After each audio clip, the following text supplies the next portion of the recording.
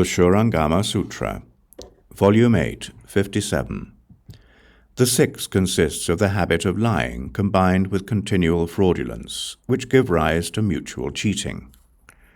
When false accusations continue without cease, one becomes adept at corruption. From this there come into being such filthy impurities as dirt, excrement, and urine.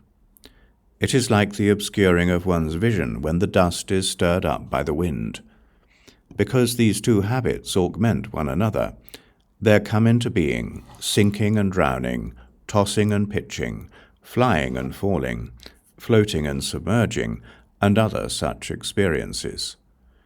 Therefore the Tathagatas of the 10 directions look upon lying and name it robbery and murder. Bodhisattvas regard lying as they would treading on a venomous snake. The seventh consists of the habits of enmity and mutual suspicion, which give rise to grievances.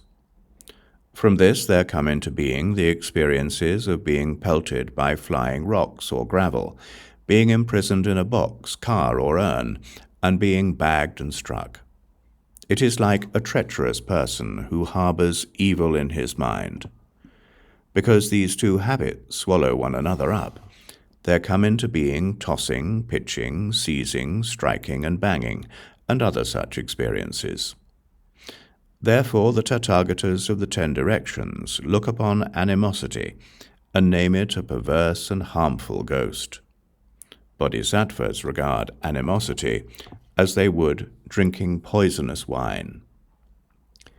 The eighth consists of the habit of expressing wrong views, such as those of satkaya-drishti, prohibitions, grasping, and other deviant insights, and the karma involved in these, which result from contradiction and opposition.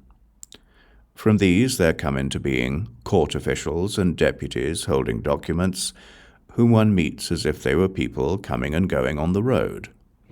Because these two habits influence one another, there come into being official inquiries, baited questions, examinations, interrogations, public investigations, exposure. The youths who record good and evil, carrying the record books of the offender's arguments and rationalizations, and other such experiences. Therefore the Tathagatas of the 10 directions look upon evil views and name them the pit of views.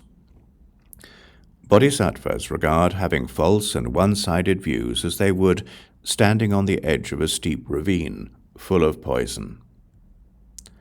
The ninth consists of the habit of injustice that comes from instigating false charges and libeling. From them are produced crushing between mountains, crushing between rocks, stone rollers, stone grinders, ploughing and grinding. It is like a slanderous villain who engages in persecuting good people unjustly.